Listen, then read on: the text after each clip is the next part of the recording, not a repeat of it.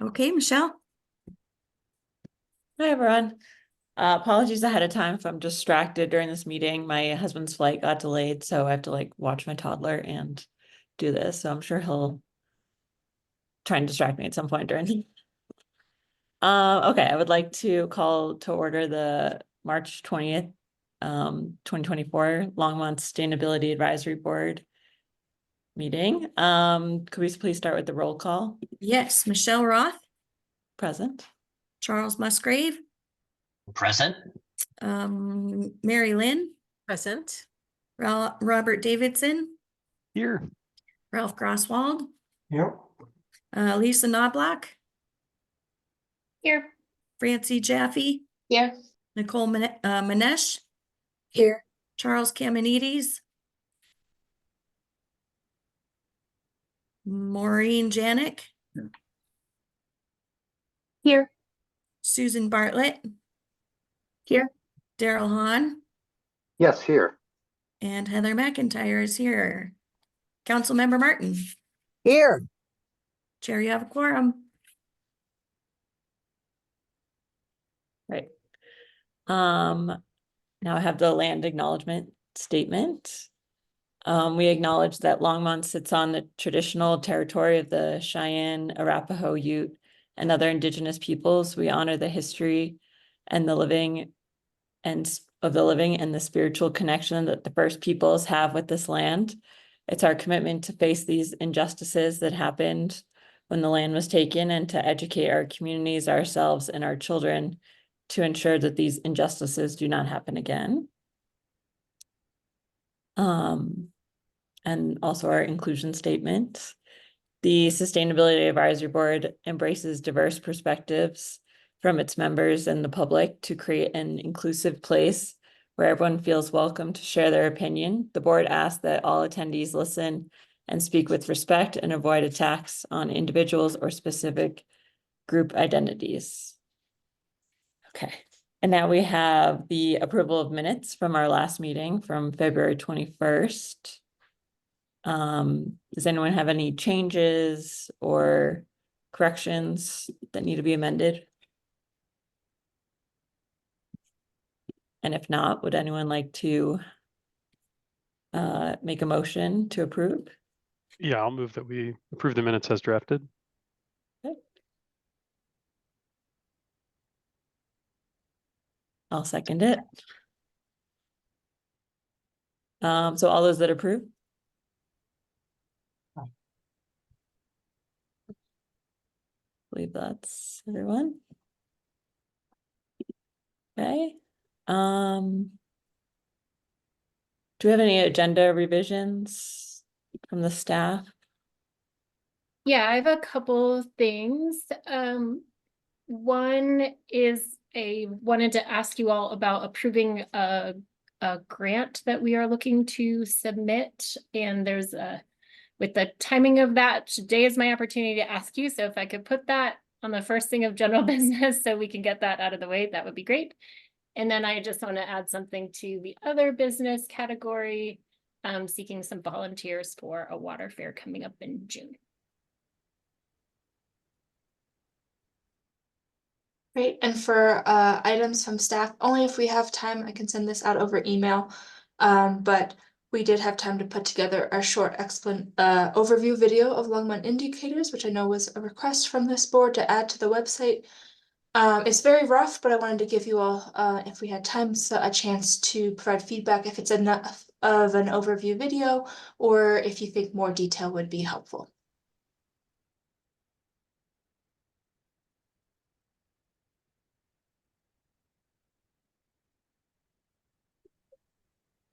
Oh, Ralph? Quick question. Lisa, will you explain a little more about the water event when that time comes? Yep. Okay.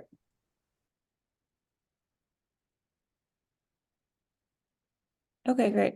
So then we have next our state of composting discussion. Oh, before we do that, I'm going to ask you all really quickly about this grant. Okay, I wasn't sure. Yeah, and then I'm going to later turn it over okay. to other folks. Yeah. No, just, I do want to remind folks that we have a short meeting today. We'll be ending at 6. So that I think some of you are going to the Westminster Board of Environmental Affairs meeting. So we want to make sure folks have time to get to that. Grant opportunity came across our desks in just recently through DOLA. They are putting out a climate resilience challenge grant opportunity. They've usually require a 1-to-1 match. This is a 25% match, and apparently they're looking for folks to apply. We think it's a great opportunity for our extreme heat work. So both the outdoor component, where we're looking at tree planting and cooling solutions in parks areas that have been identified through our climate risk map as heat vulnerable neighborhoods. And then also the whole home health component, which is focusing on heat resilience inside people's homes by bringing in energy efficiency, building electrification, and health and safety measures. So together, those have kind of the mitigation and adaptation components of climate resiliency. And we just found out this afternoon that we need some sort of approval from a board or council or commission to submit that grant. And so we are hoping to ask you all for your support and approval in submitting that grant, while we are also trying to find out at the same time if your approval will suffice or if we need to take it to city council, which will probably push us past the grant deadline, which is next Friday, the 29th. So if you all would be amenable to approving our grant submittal to DOLA for our extreme heat work, that would be fabulous. At the very least, I have that. And then if they tell us that we have to go to council, they're a great group to work with, and hopefully we can buy a little extra time, but this would be really helpful for us. So yes, Ralph. Would a motion to approve be appropriate at this time? Yep. I so move that this board approve application for the grant that Lisa has brought to our attention. Thanks, Ralph. Second that. Thanks, Charles. Okay, so all those that approve? Aye. All those, how do I say it again? You Say say no. oppose or Oppose? Or abstain? Okay.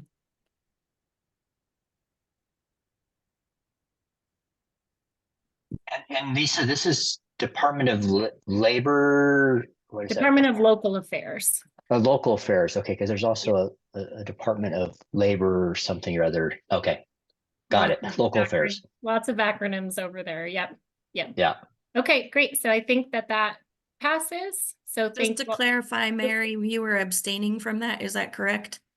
Yes, I would have to read it to see if I think that it really serves the community. I'm really concerned about the focus on electrification and what the future ramifications of that would be. But I'm sure that a lot of what it would cover is things that I think make sense for the community, but I haven't read it yet. Okay, thank you. Great. Well, thank you so much. We will keep you posted because we're not finished writing it anyway. So I am going to turn it over. We have Charlie Kamenides, our sanitation manager, and Nicole Manish, who's our sustainability coordinator, who has been supporting the rollout of our universal recycling ordinance and a lot of other awesome zero waste work. They are going to be bringing to you a conversation about the state of composting. Turn it over to y'all. Thank you, Lisa. Can everyone see the presentation I have pulled up? Yes. Okay, great. Well, nice to see everyone again on the Sustainability Advisory Board. I'll just give a quick run through of kind of what Charlie and I are going to be speaking to and presenting today. So first, we're going to start with our quick introductions. Then we're going to dive into diversion, the diversion program for the city and our participation numbers, then the current organic diversion numbers. Then we're going to look specifically at the 2023 organics volume specifically for curbside, Then Charlie's going to speak to the updates, diversion impacts, and expected outcomes. Then we have some universal recycling ordinance updates, specifically the organics collection requirements for 2025. Then we're going to dive into the regional composting facility information and updates with that. And then we're going to have some information on how the Sustainability Advisory Board can support, and then plenty of time for Q&A. So to start us off, Charlie is our waste services manager. I won't speak too much on that because I'm sure he'll give himself an introduction. And I'm Nicole Manish, the Zero Waste Sustainability Coordinator. So I'm fortunate enough to work closely with Charlie and closely with Lisa, being housed in her office in the sustainability team. So I'll pass it to you, Charlie, for your introduction and then the diversion program. Thank you, Nicole. And I want to echo, first, I want to say thank you to the SAB for allowing us to come in today. It's been a while since I've had an opportunity to come and chat with everybody. I think the last time I had an opportunity was prior to our compost program initiating here in the city of Longmont. But I am the waste services manager, and I will provide some information. And as Nicole said, we'll have plenty of time for questions and answers as we go. So if you want to take us to the next slide, Nicole. I wanted to start off today by talking about our overall diversion, including our trash and recycling and our organics program. As you can see on the graph at the bottom, we put in 5 years of diversion totals overall. And you can see that Longmont is pretty solid in the 37, 38, back in 2019, for some reason, the numbers were really lower, but by just a few points. But taking all of that into consideration, we're still one of the top 5 in the state of Colorado with the higher diversion rates. But again, that includes our recycling and our other diversion like organics and hard to recycle and our chemical drop-offs. The 2 little pie charts, I wanted to make sure I included that for your information. The pie chart in the middle of the screen indicates how Longmont residents have chosen to participate in their trash volume program in our pay-as-you-throw programs that we offer. So as we sit, 56% of our residents have the large weekly trash can, and 33% have the smaller weekly trash can, with 10% having our every other week collection.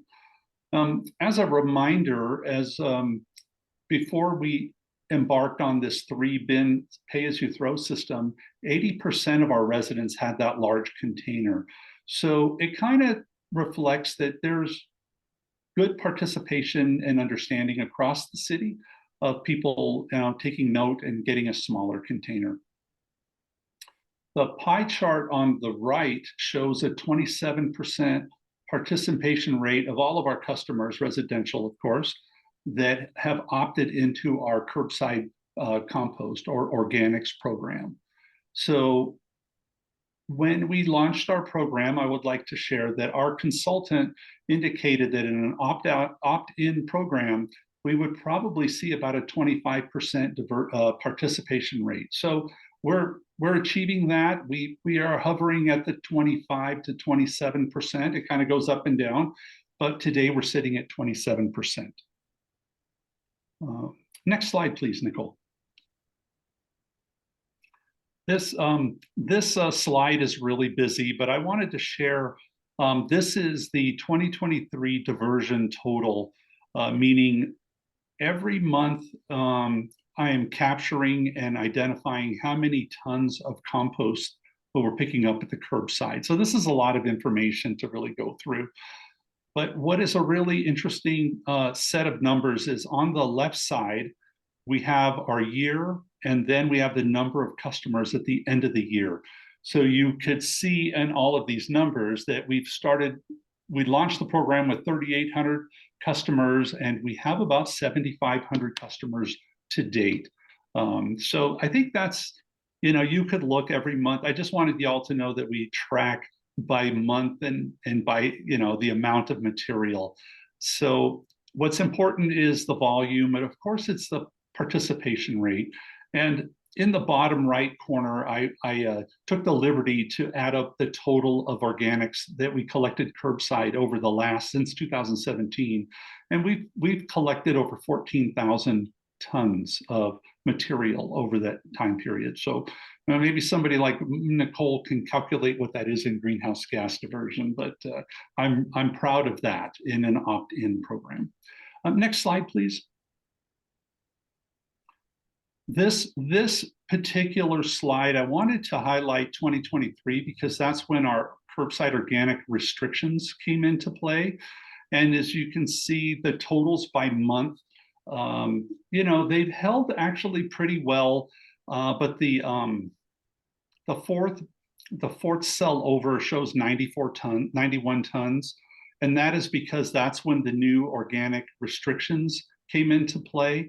And we were we were not diverting loads of our organics that had, you know, the compostable products and the cardboard and so forth. So that number is low. But overall, in 2023, we did pick up a decent amount, about 2,400 tons of organics from our curbside. And I wanted to share to our Sustainability Advisory Board that we also have our tree limb and yard waste collection at our recycling center. And that was an additional 4,300 tons. So we're still collecting a lot of material.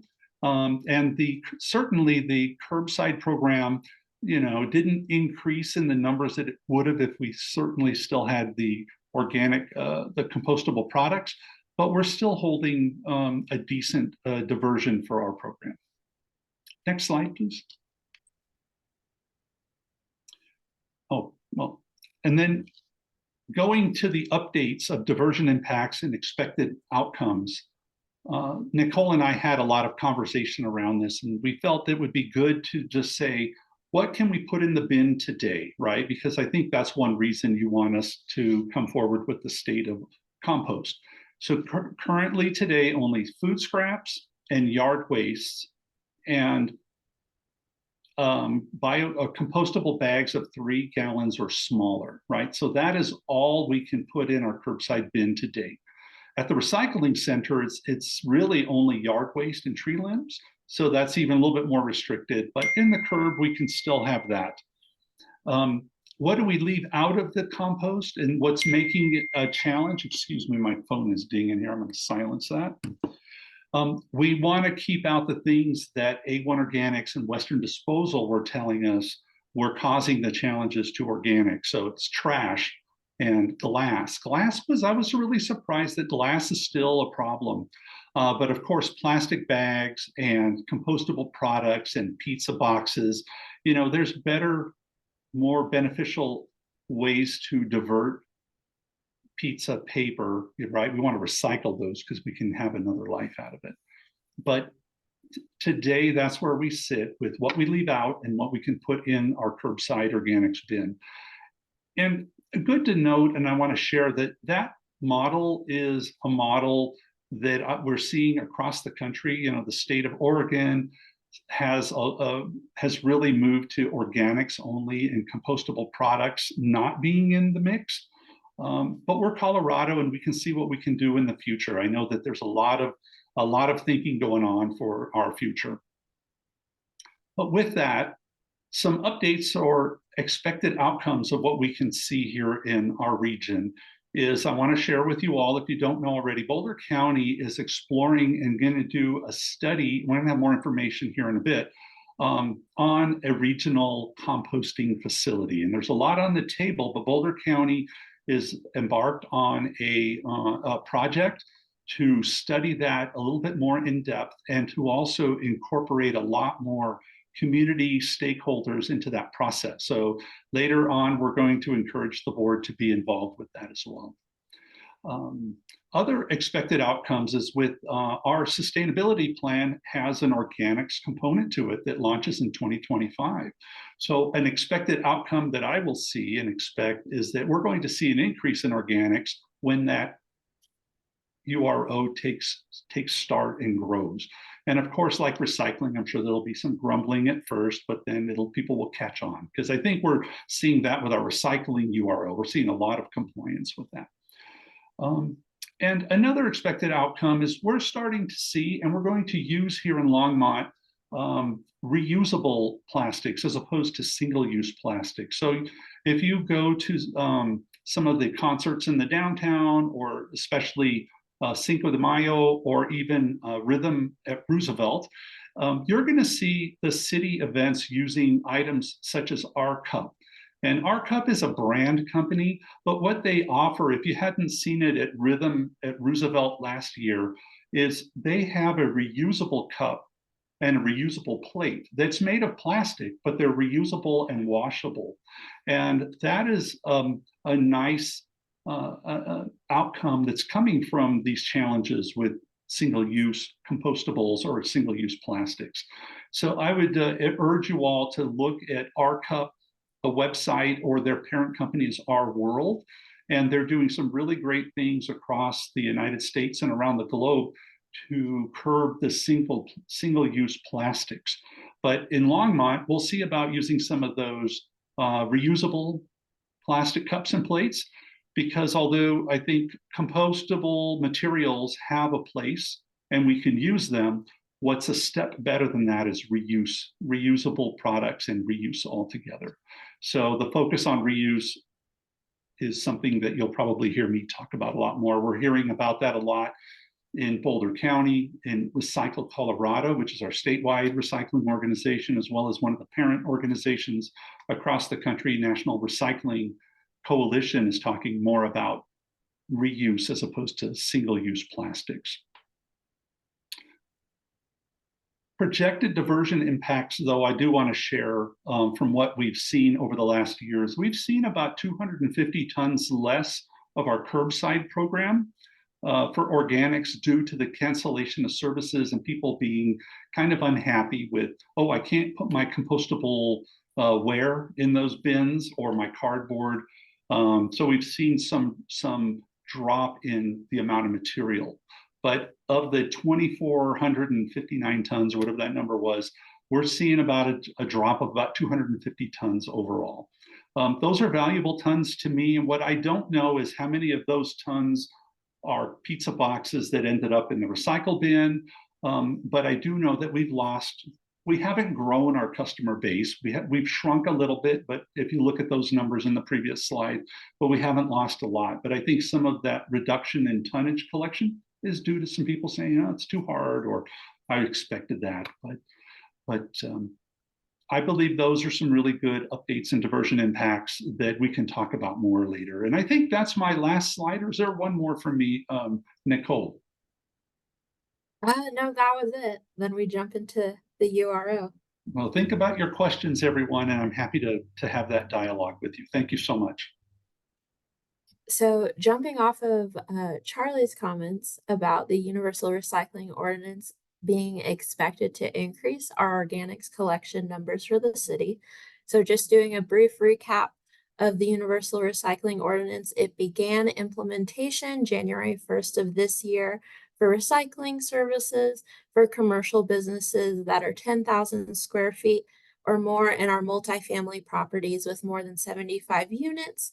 The second phase of our Universal Recycling Ordinance will be going into effect June 1st for all commercial businesses in all multifamily properties requiring recycling services for those who don't have recycling services already set up. And then looking ahead to 2025, January 1st, organics collection is going to be required for food wholesalers, distributors, manufacturers, and grocery stores. June 1st of 2025, the second phase of the organics collection is going to go to other select business types.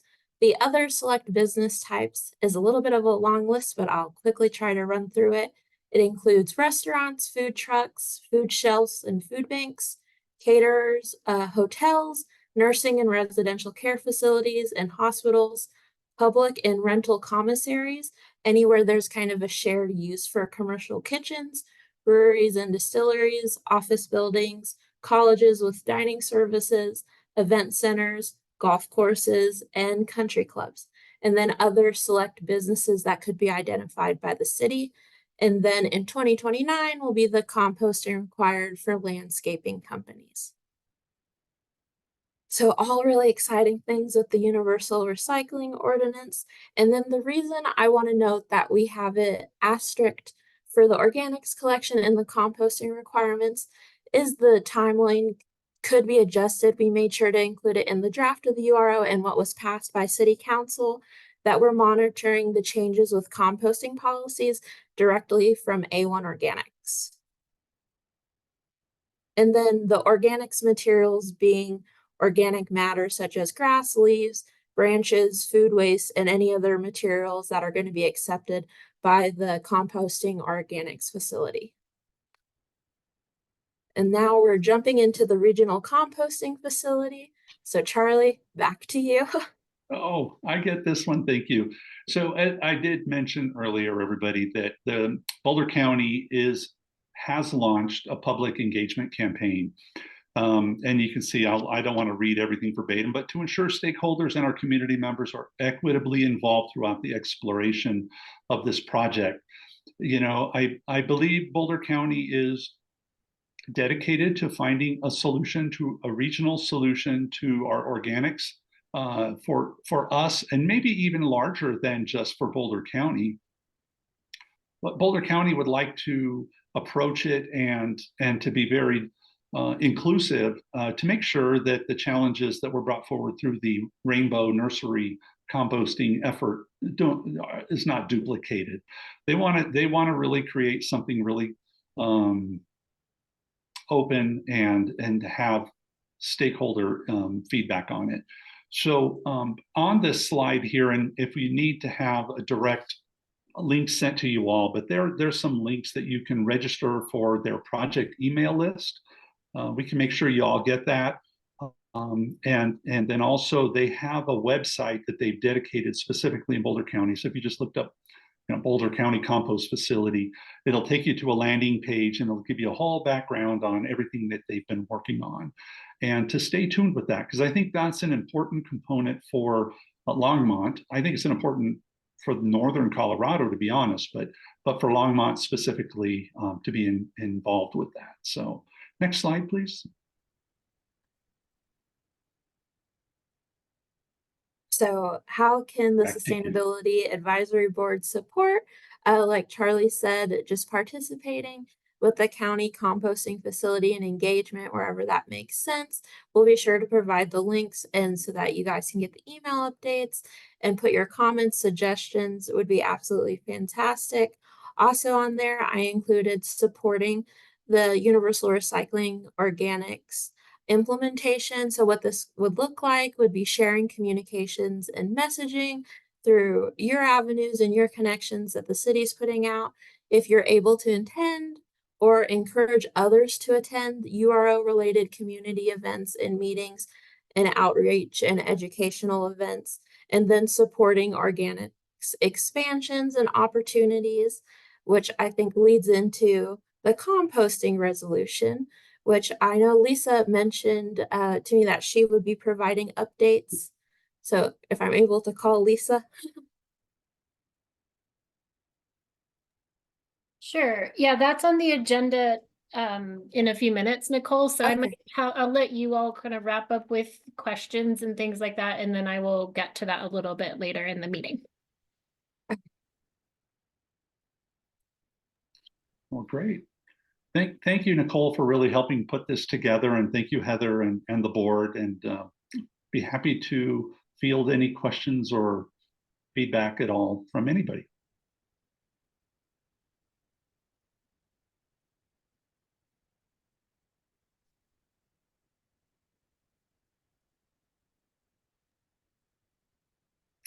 I don't know your protocol. Does Heather call, or does the president of the board call the hands up?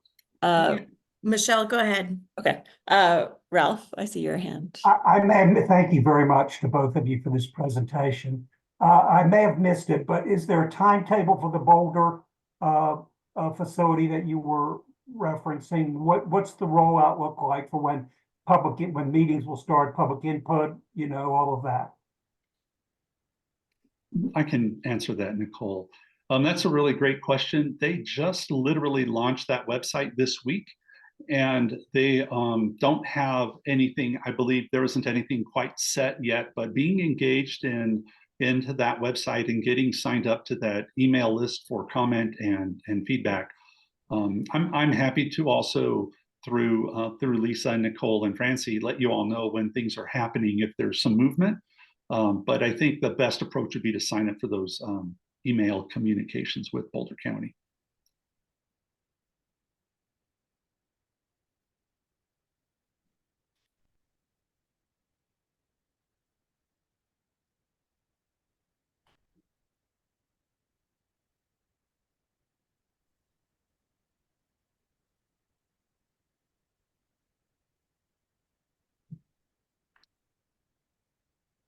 Michelle, you're muted.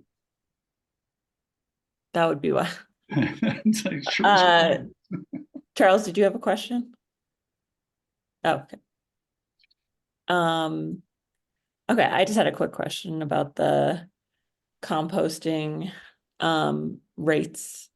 I just wasn't sure if is there incentive to try and get those, at least like, mainly because I'm at least thinking about my own house and the numbers about just people knowing about the composting. I'm sure the city does plenty to get the word out there, but if there's any trying to increase those numbers, I mean, I know they're pretty good, but well, that's a very good question, and I think that I'm going to say we can always do better in our outreach and education programs and our marketing, and we do work with our marketing team, and we're going to be doing a lot more of the what we call them tabling and outdoor events, as well as we have social media and other marketing efforts. And I know SRL is on. Sustainable Resilient Longmont is on the line here. They work with us a lot to get the word out as well.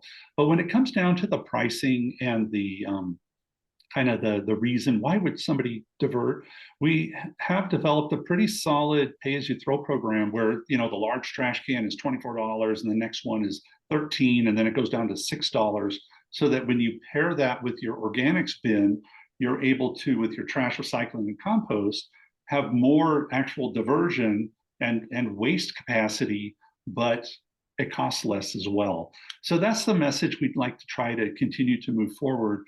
And it could be up to our council in the future, not to put Marcia on the spot here, but we are potentially looking at some rate analysis in 2025, and we could add greater pricing schemes to help make it better and easier for people to compost. But I think overall, a feedback I get is that composting at the curb, just like recycling, is easier.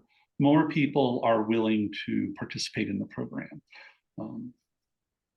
And potentially even other strategies like opt out versus opt in and some other things would help to increase participation rates. Does that answer your question well enough?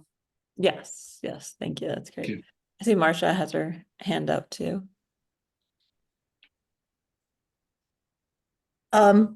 Yeah, hi Charlie. I'm thinking about whether you've noticed the impact on people switching from grass to other perennials to xeriscape, and also the No Mow May campaign. Because I'm, just to use myself as an example, I haven't needed to put my compost bin out but about twice over the winter, because all I am binning is food scraps. And yet there are a lot of leaves and vegetable wastes sitting on my yard waiting for June.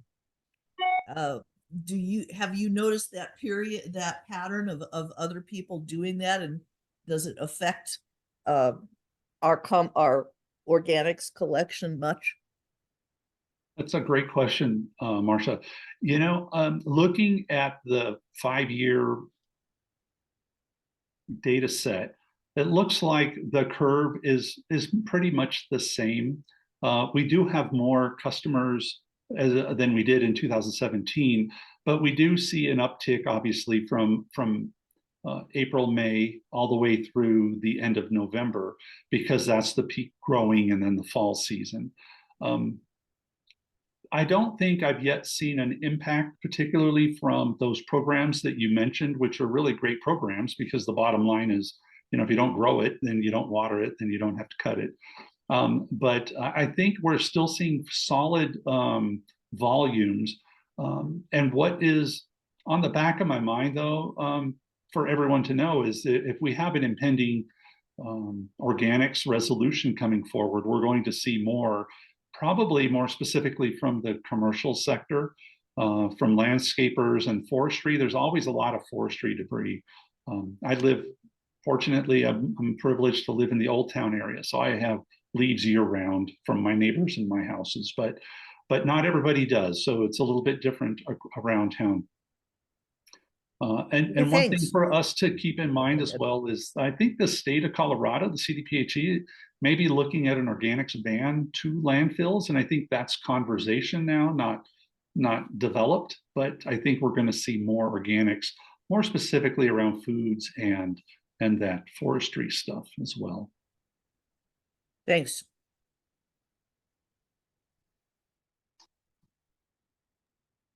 Do we have any other questions?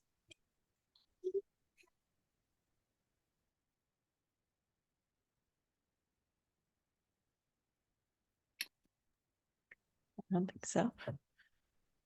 Okay, thank you guys so much. That was really informative. Well, thank you so much. And just know that we're always here to answer any questions that might come up later. So just, work through Lisa or Marcia or anybody, and be happy to answer any questions you might think of later. Thank you so much. Yes, thank you.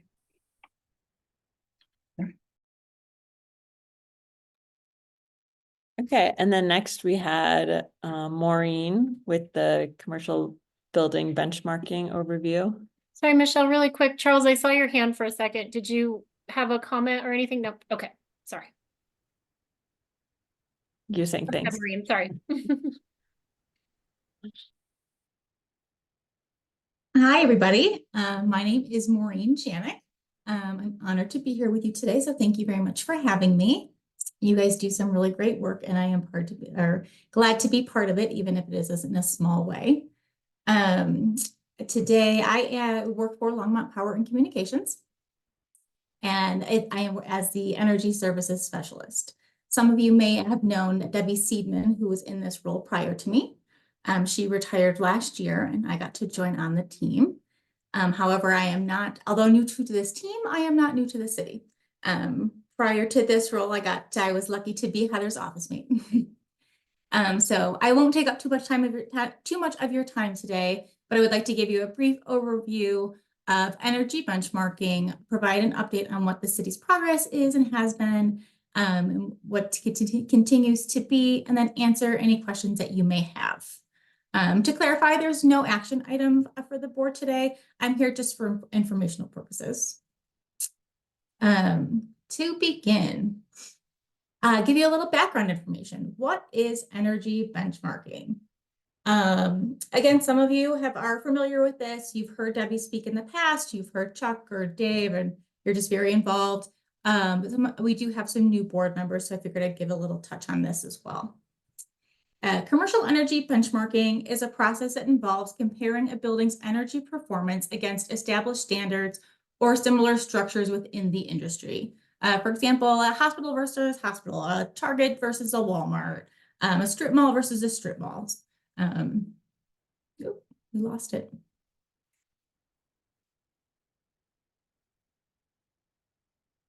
This practice allows businesses and building owners to gauge their energy efficiency, identify areas for improvement, and then make informed decisions on how to enhance their overall sustainability.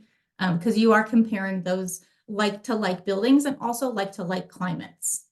The benchmarking process typically involves collecting and analyzing energy consumption data, both electricity and gas, and sometimes it also involves water. It accounts for, as I mentioned, accounts for various factors such as the building size, the occupancy, the primary hours of occupancy, whether it be daytime, nighttime, is it a 12-hour shift or a 6-hour shift? And then usage patterns. Is it, more so industrial machinery? Is it computer-based? Things of that nature. The main objective of energy benchmarking is to reduce the overall energy consumption in buildings and reduce greenhouse gas emissions. And so what helps us do that is giving those property owners a baseline. By providing that utility data and benchmarking provides a clear picture of how well a commercial or multifamily building is performing in terms of energy efficiency, because you are comparing those similar buildings in similar climates. Building owners can then use these findings to help identify opportunities to improve their energy efficiency, reduce those greenhouse gas emissions, and lower their operational costs. In addition, benchmarking provides a great opportunity for a competitive edge in the market.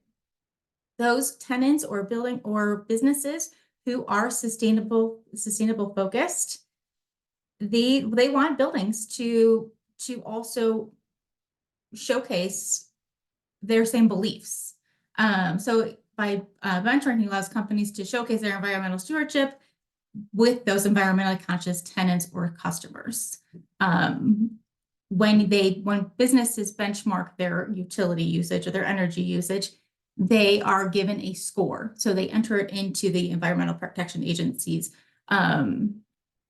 website, and they are given a score of how their building rates. And so that is how that marketing advantage comes to play, that they can say that, ooh, look at my building. It scored so much higher than these other competitive buildings, things of that nature. So, why is it important to the city of Longmont? What is the relevance to us? To the Sustainability Board, you guys are very familiar with the Sustainability Plan, first introduced in 2016, updated in 2018 to reduce those core greenhouse gas emissions. It's requiring facilities of certain types and sizes to rate their energy use and to report those metrics. In addition, we have our climate action report that also facilitates these. And these are all governed or approved or put into place by our council. They support the resolution passed by council in 2018 to provide 100% renewable energy by 2030. And so by reducing our energy consumption in these buildings, it can really help us meet that goal. As we have all heard, you can't manage what you don't measure. So it's very true when you're looking at energy management strategies. Improving those building owner awareness of their building energy use on a whole building level really allows them to kind of paint that full picture, see what's going on, opens their eyes to see what's going on, so that we can incentivize efficiency upgrades. It will reduce their demand and will also encourage them to replace those inefficient or damaged building systems to the benefit of their rates. It also benefits our system. If they have lower demand on their system, it's lower demand on our system. So far, it has not been a straight path forward. We are currently offering technical assistance to our commercial building owners by supplying utility data in coordination with the state's Building Performance Colorado program. To go back when, so Debbie was hired initially as the first program manager in 2020. This was a result of the sustainability plan. And she initiated a demonstration project, which included 20 buildings, about 10 local buildings and then 10 municipality buildings. In 2021, our voluntary program started. Unfortunately, the data is going to be very skewed because 2021 is looking at 2020 data. As we know, the world turned a little upside down in 2020 and commercial buildings started to be empty. They weren't used in their same typical manner. Buildings in 2019 don't look the same way in whether it's looking at 2021 or looking at it now in 2024. Our commercial spaces have changed the way that they are used. Which means that we have to change how we are looking at the best path forward. 2021, our voluntary program started. So we had a demonstration in 2020, 2021 was our voluntary program. That involved commercial buildings greater than 20,000 square feet in size. In 2022 was the year the state first mandated the reporting, which again used 2021 energy use. And with that state Maureen, mandate, excuse me. yes, You are sounding like you're working from slides, but we're not seeing them. Do you have slides? I do not have slides. I just could put that the agenda slide together just so we could give you those points of those talking points. Okay, excuse me for interrupting. No, no problem at all.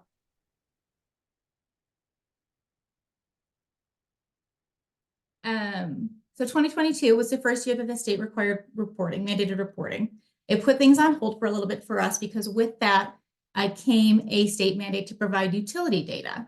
So we had to figure out our best way to provide that utility data for our customers. We received grant funding to work on this. And with that grant funding, we put into place a data portal. It required a lot of collaboration with our ETS team, as well as using an outside consultant to finalize that product.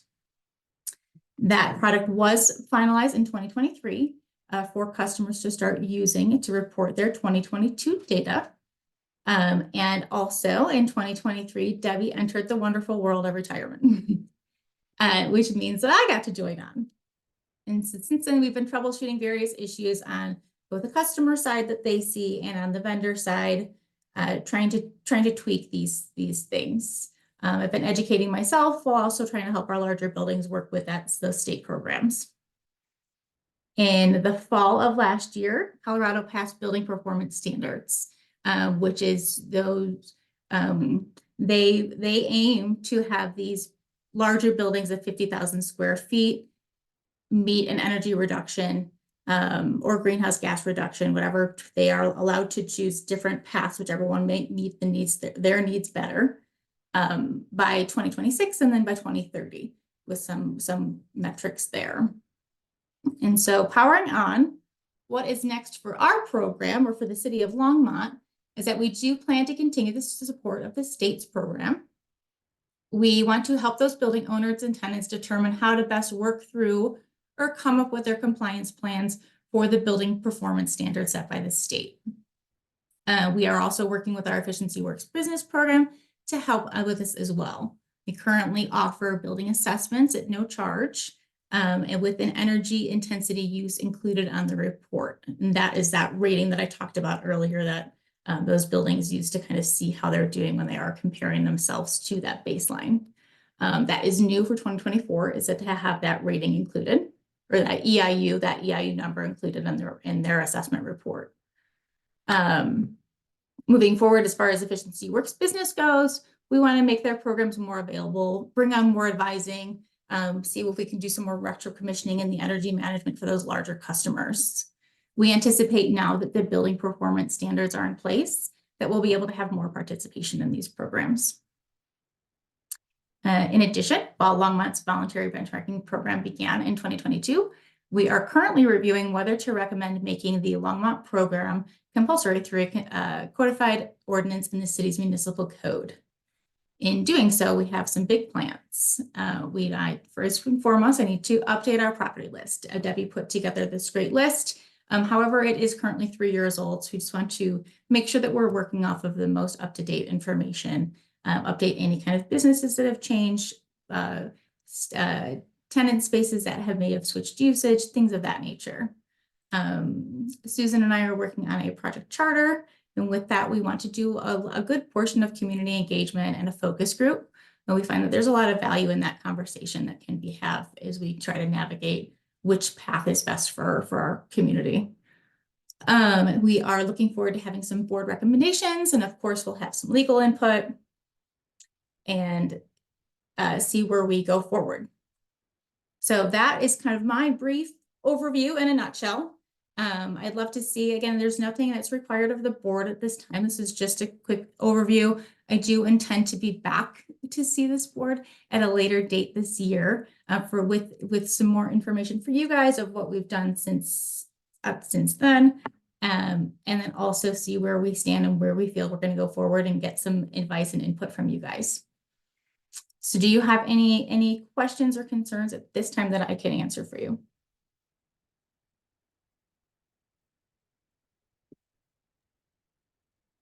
Robert, raise your hand. Hi, thanks, Maureen. And I'm excited about this. I'm a big fan. If we're going to hit our goals, we can't just do it through renewables and cleaning up our energy supply. We got to decrease the consumption in some of those big buildings as well. I was going to ask a little bit about the state program. Sure. So where does the state do their benchmarking? Is it through like the Energy Star portfolio manager, or how are the buildings that are 50,000 square feet and above doing that today?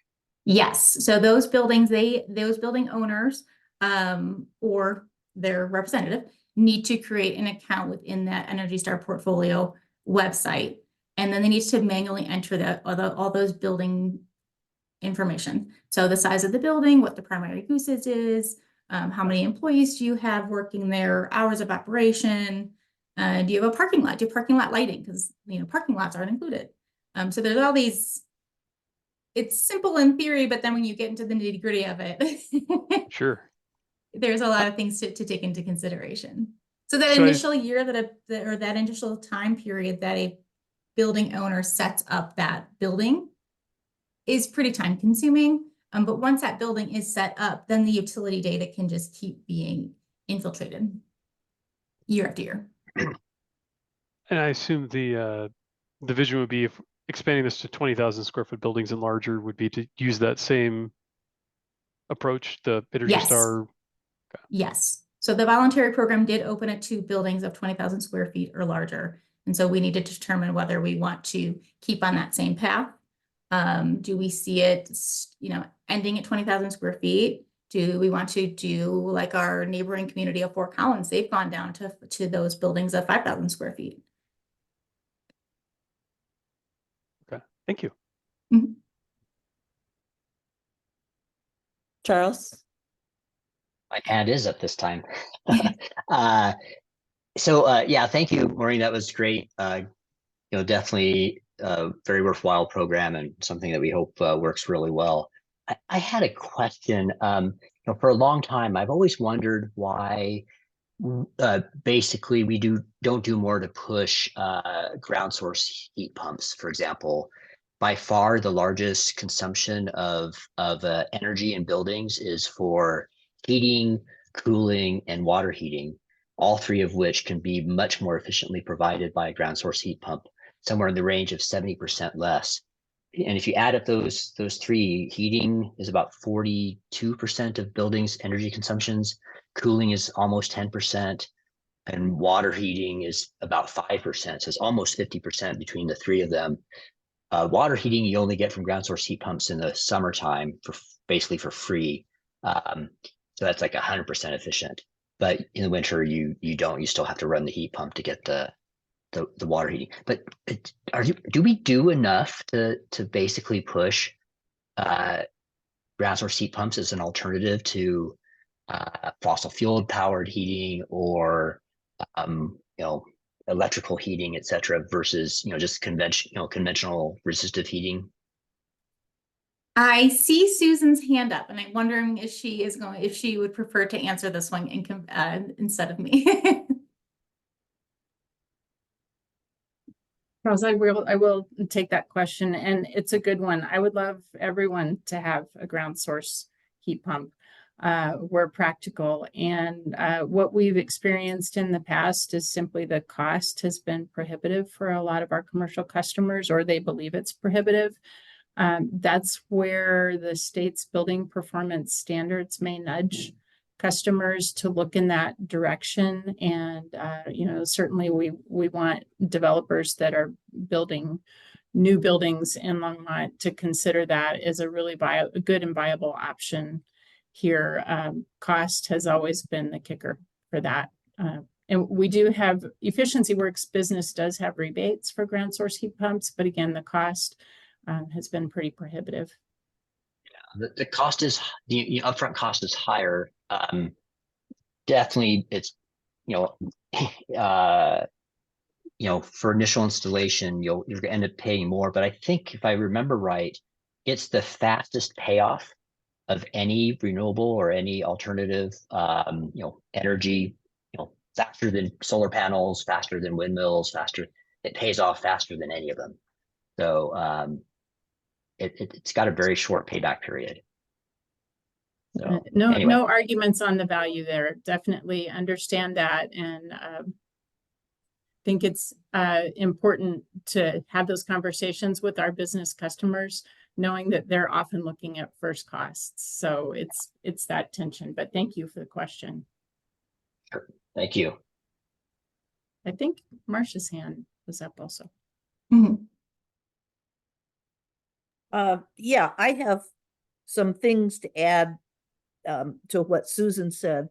One of the things is that as she said, that we've got a timeline for other code changes that would incentivize or require different electrification strategies, and requiring or even incentivizing ground source is really not in the model ordinances that we're anticipating using. So that might be one of the reasons that we're not doing it.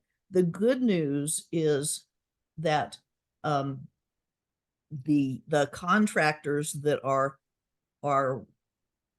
waiting on various other milestones to develop land in Longmont are very much aware of those advantages and are planning already the use of shared well ground source for their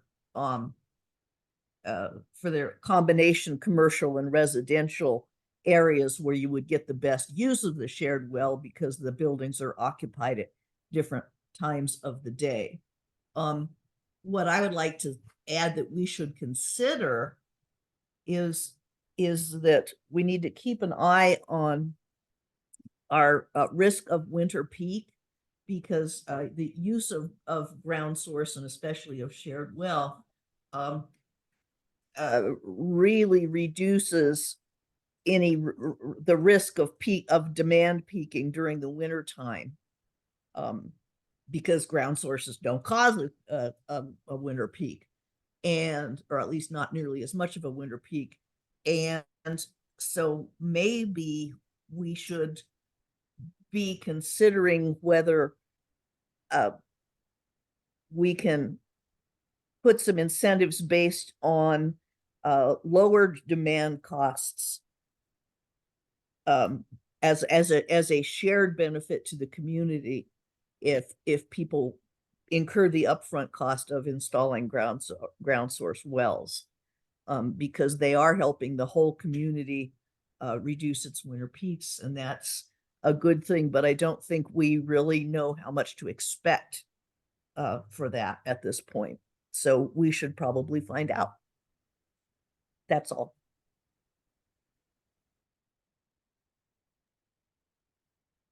Thanks, Marcia. Ralph, I see your hand up. Thank you. Maureen, a question. What is the current status of financial assistance programs for people who may either want voluntarily or, as regulations come in place, need to retrofit buildings? Or is there attention on that aspect of this? There is a lot of there's a lot of money out there but it's also, I think it's tricky because there's a lot of money out there, but it's newly out there and people aren't quite sure how to use it, how to best use it yet.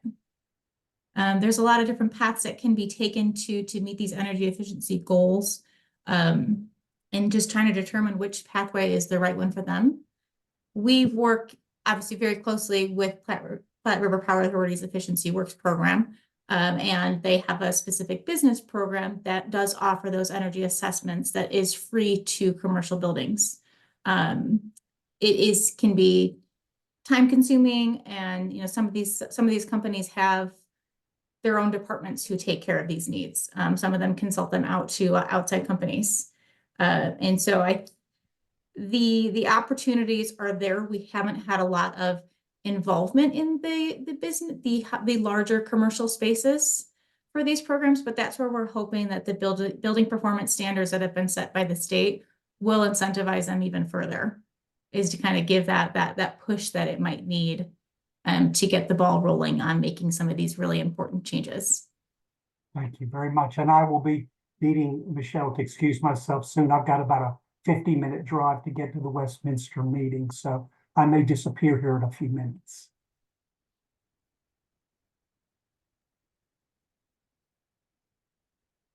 Great. Thanks for going to that route. Any other questions? Alrighty, well, thank you very much. If you think of anything, please let me know. And like I said, I will be back. Thanks so much, Maureen. Mhm. Next on our agenda, we had items from staff. We have on the agenda the public invited to be heard, but we don't have any members of the public to share today. So that's why she's moving to the next one. We actually I have skipped over other that. business first, but that's okay. It's all me for all those things. So, before Ralph has to jump off, I might actually just bump up the composting resolution just so he can hear that conversation. And then the other things are more FYI and some discussion and vote. But I wanted to bring back, I think if you all remember from the meeting last month, we hit a little bit of a snag with the composting resolution from our legal side, because I think they were confused in the way that it was coming to them, since technically speaking, it's the resolutions that come through legal are the council resolving to do something.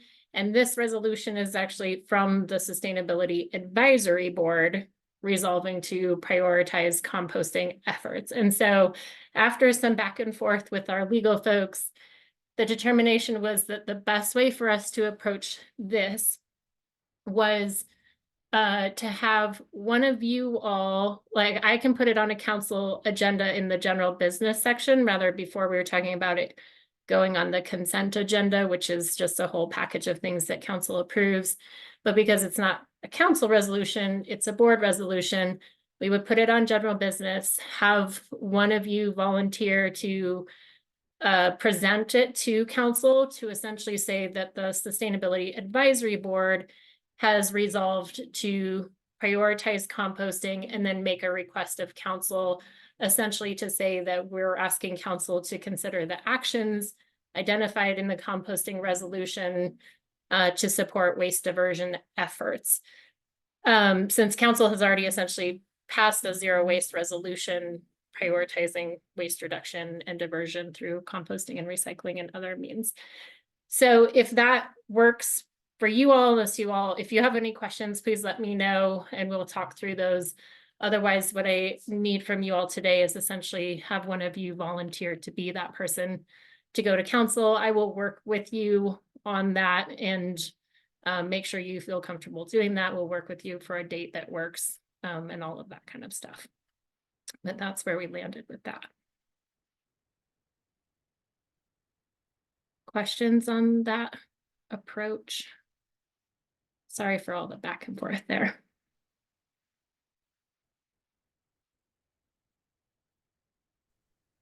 Okay, without questions, does anyone want to volunteer to be the person to present to City Council? I know Jim is not here today, and he was the one that had a big responsibility as far as the composting resolution goes. I'm happy to follow up with him and ask if he wants like the first right of refusal if I have a backup person. I do think that Jim was particularly passionate about it. I'm happy to do it. I will be gone for a few weeks in April, so if we're trying to do this soon, it may be hard for me to fit in the schedule, but. Thanks, Robert. Yeah, I agree with Robert's comment. I definitely think we should give Jim the first opportunity to present it. And also, I am moving out of Longmont in the relatively near future. So I'm going to need to curtail my activities on the board a bit. And I think it wouldn't be appropriate for me to represent the board as I am leaving. Fair enough. And I have that later on the agenda, Charles.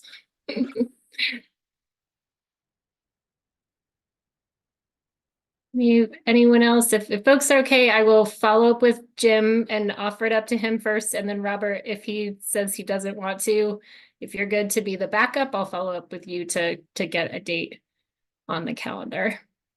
That sounds great. Okay. Any other questions or comments from folks on that piece? Great, thank you all.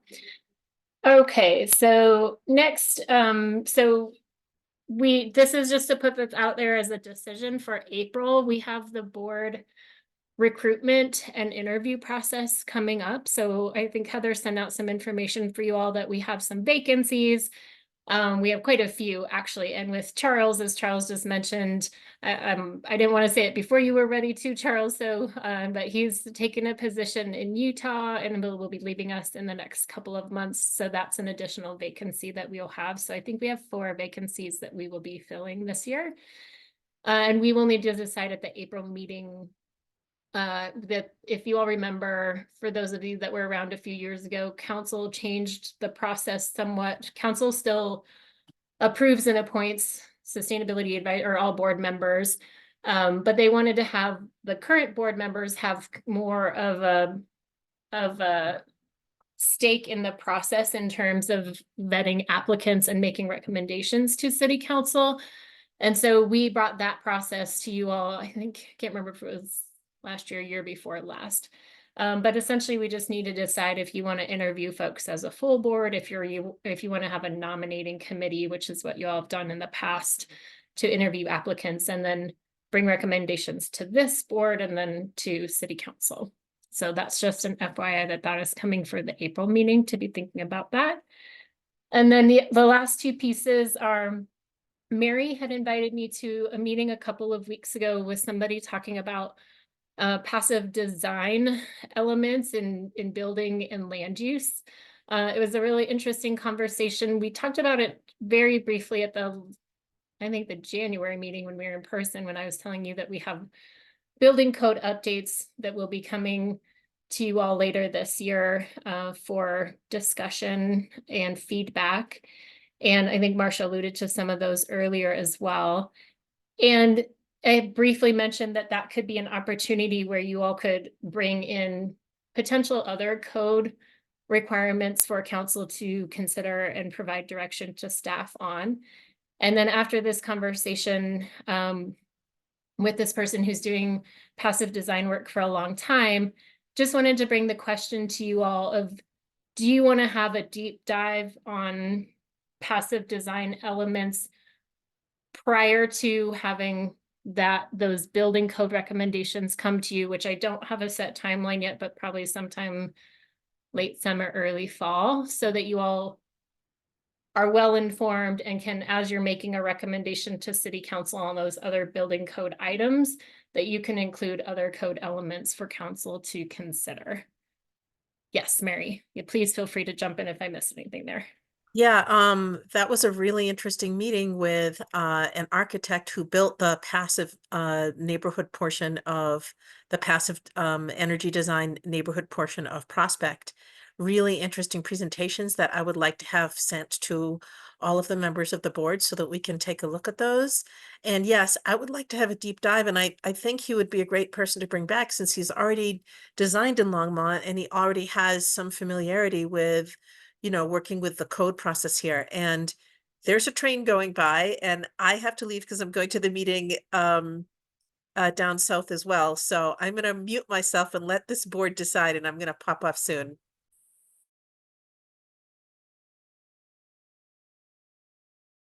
But basically, yes to a deep dive. So count me as a yes vote. Lisa, we can't hear you.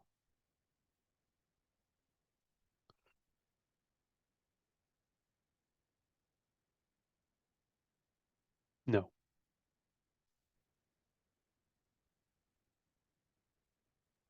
We can't hear you, Lisa. Yeah, it says you're unmuted, but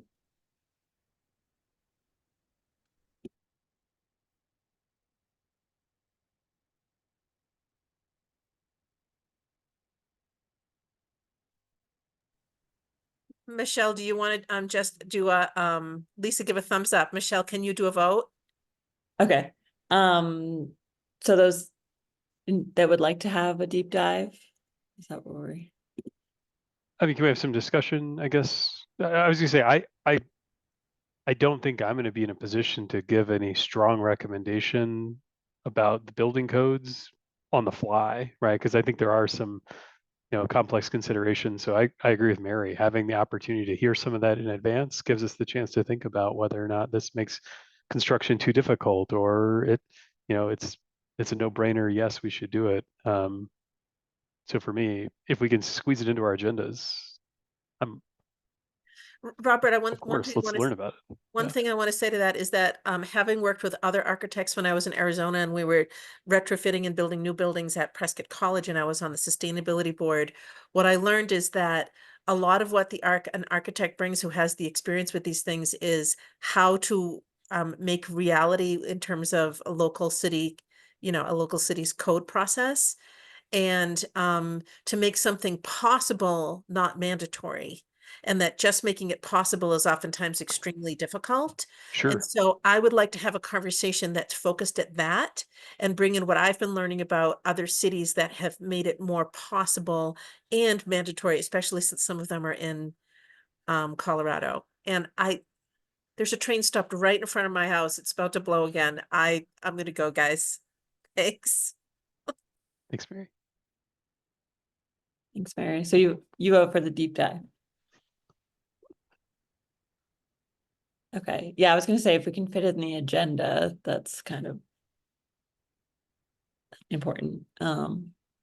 Lisa's still having trouble with her audio, so I think she's still working on it, but she is paying attention, y'all. Yeah, I'd be, fine having a deep dive.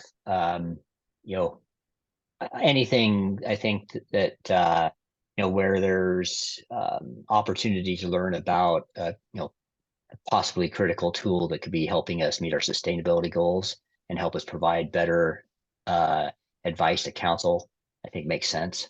And so sure.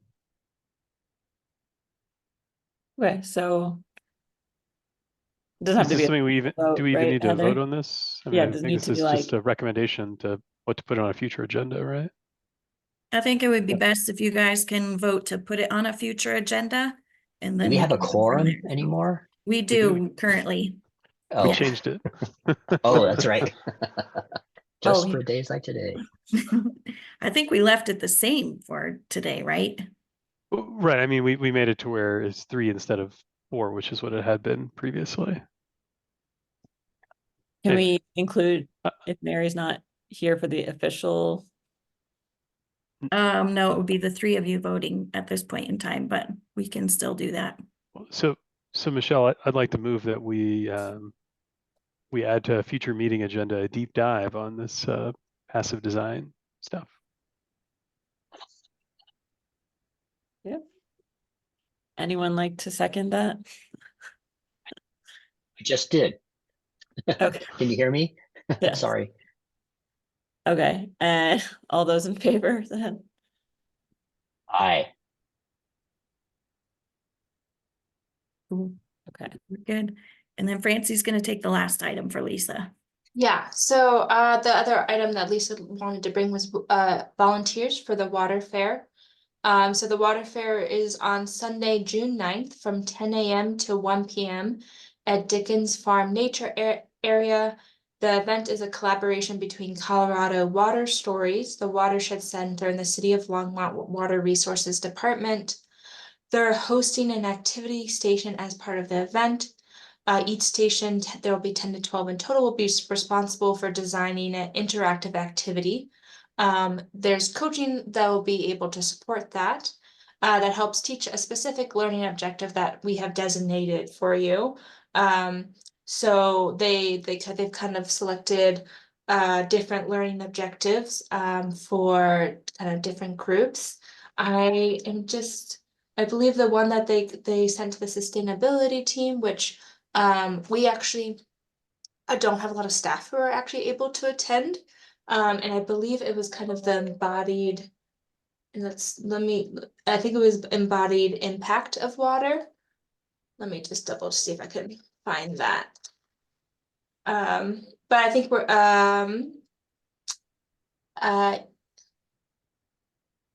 and embedded water.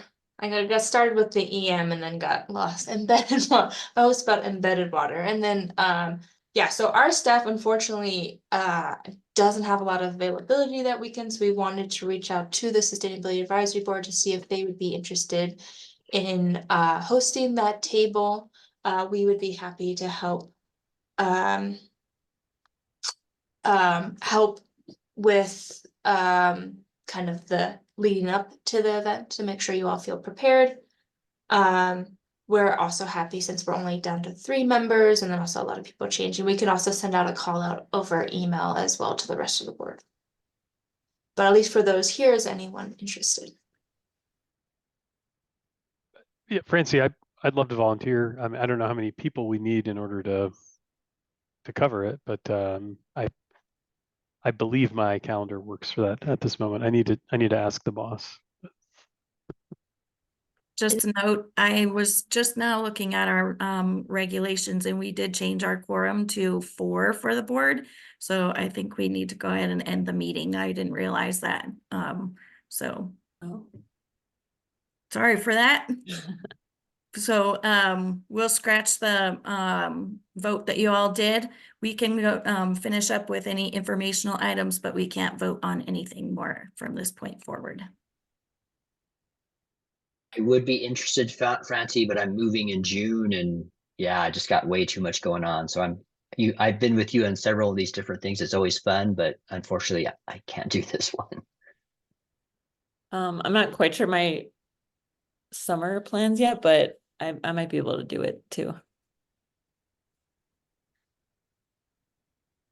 Great, thank you. We can also put out a call over email to clarify that. And I can also just, since we are down board members, send the indicator video that I was going to share over email as well for people to gather input on that video and that through that method. Okay, thanks, Francie. So I guess we have to end this meeting. We're not going to have a vote and a motion to end, right? Because we can't. We just- We just leave. That's okay. The chair can close the meeting too. Heather said to finish it, so we're it's cut off. Okay, so with that, we will be ending our meeting. Thank Thanks. you all. Have a good night. Thank you, You everyone. too. Bye-bye. Take care.